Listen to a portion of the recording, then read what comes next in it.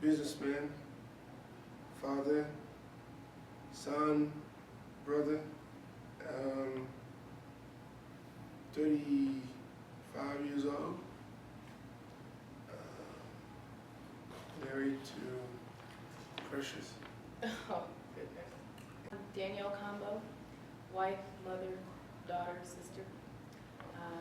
Married 12 years to this handsome gentleman next to me. 4 sons, ages 11, 9, 7, and 5, and I am 34. I think that, you know, it's a story that needs to be told, because I think that not very many people outside of our inner circle really understands what it's like to have a cross-cultural marriage. Oh, together 13 and a half. Years. 13 and a half years, married 12. It was a Arapahoe Community College. I walk in and I go to the advisors and I start filling up the papers, and across the way I see Danny. A very young. I learned later that she saw me first. I did. But that's when I saw her. Because Congolese can dress, and he was dressed so well. And I hadn't seen a young man dressed like that, you know, early 20s, dressed with this expensive leather coat, slacks, black slacks, nice European shoes. I was like, who is that? And I'm like, and he was tall, dark, and handsome, of course, and much skinnier. And so I did see him. I was in a school that wasn't terribly diverse.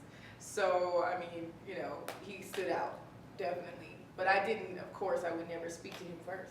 He talked to me first. So. My mother was very worried. And she was, because she understood better than I did the cultural challenge that would come with that. My family was very apprehensive, very nervous, because the fact that she was African American. Well, some were really like fascinated by it. You know, they were like, "Oh, what's it like? Oh, what part of Africa is he from? What languages does he speak?"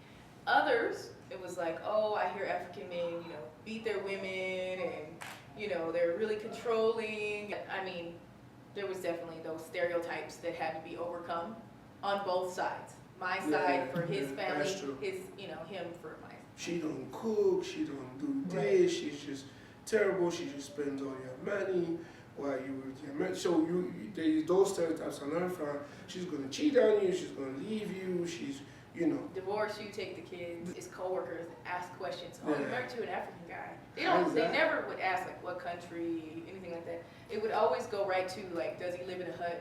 Did he have shoes when he was growing up? You know, like those stereotypes, like, no, actually, you know.